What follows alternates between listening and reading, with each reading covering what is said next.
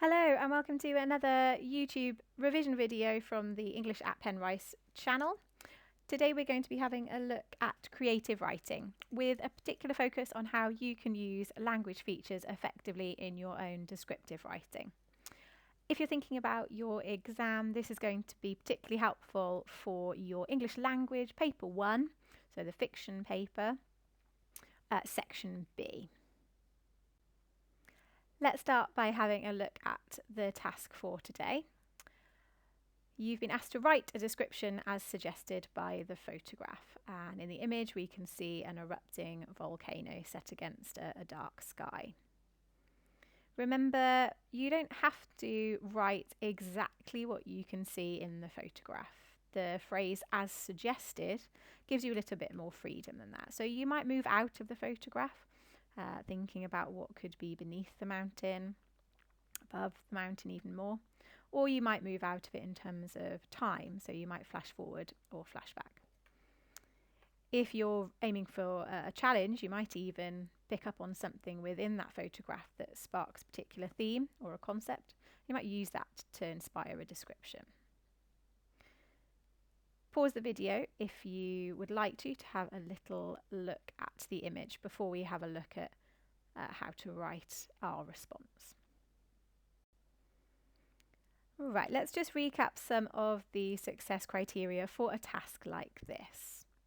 The person marking your work is going to be looking at two broad criteria: your content and the organisation of your ideas, and your technical accuracy.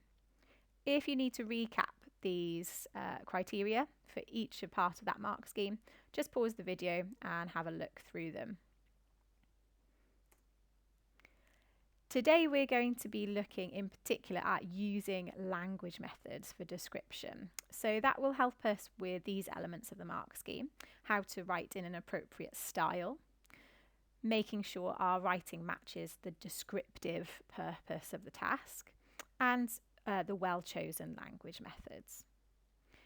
Again, if you need to, just pause the video and have a look through those language methods in the box on the bottom right.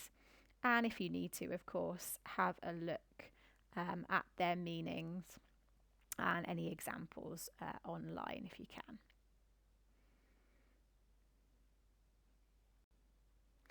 Okay, with the criteria and the task in mind then, let's have a look at how I approached planning and writing a response to a task today. So the first thing I did, and you as students should always do, is to plan your response. This is an extended response, it's worth 40 marks, and in order to ensure that it's really coherent, that it's well thought out, and that you're including lots of language and structural features, a plan is absolutely essential. I'm using the drop, zoom, shift, shift, leave structure. So that means in the first part of the response, I'm going to drop into the scene and I'm going to give an overview description of the volcano as it erupts. I'm then going to zoom more specifically into the lava. Then I'm going to shift away from the volcano and I'm going to focus on describing the people in the village beneath the volcano as I imagine them to be, remember, as suggested by the photograph. Then for the fourth part of my description, I'm going to shift in time. I'm going to actually use a flash forward. And then finally, I'm going to leave the scene. I'm going to imagine that I'm hovering above the scene as the chaos is coming to an end. And I'm going to employ a circular structure. So I'm going to return to the volcano, but at a slightly different time. Notice that I've actually planned to use some language methods as well as planning my content. So I've underlined every time I've mentioned a language method that I would like to include. I don't have to just focus on these. I'm going to add lots more language methods, but planning for them really allows me to remember that they are essential for an extended description like this. So I've put them into my plan before I even start writing. Okay, with that plan in mind then, let's have a look at the opening of my answer. Crackling, searing, blazing, the fiery eruptions surged into the night air. Upheaving its mighty head, the flaming peak roared at the silence of the night. It spat its spite at the heavens. The stars flinched and trembled until their glittering lights were smothered by the white-hot firestorm. The more the volcano raged, the more the earth cowered. The land below and the heavens above were no match for this malevolence. Moving on to my second part of my plan. Like merciless executioners, the rivers of lava descended the mountain. Pitilessly severing the heads of the flowers that had clung to the mountainside, they made their way, unhurriedly, to the village beneath. There would be no escape from the ruinous hands of the blazing killer.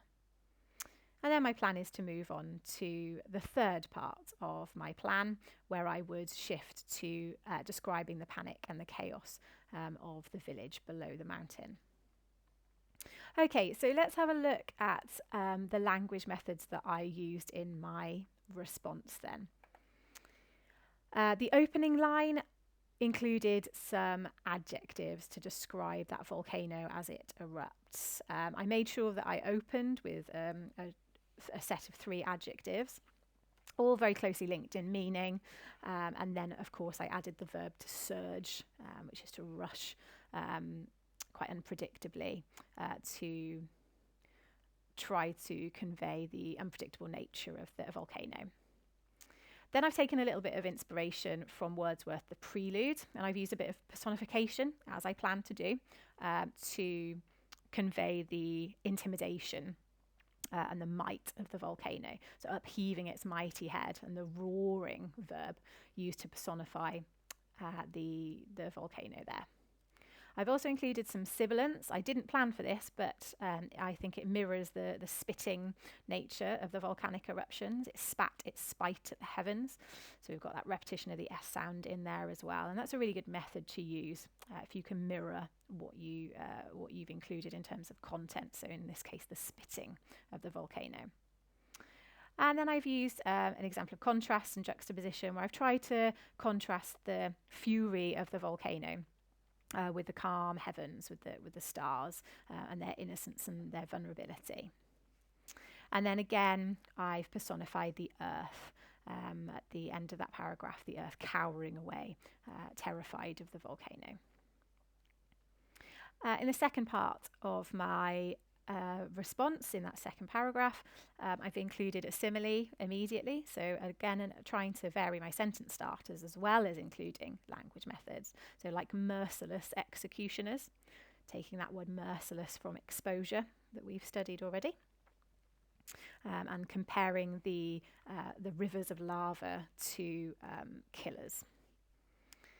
Again, I've personified the lava as I've zoomed in on it in this second part of my description.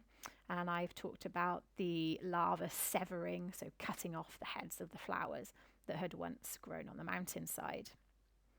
And then across the second and the third paragraphs, I've tried to build a semantic field of death and destruction.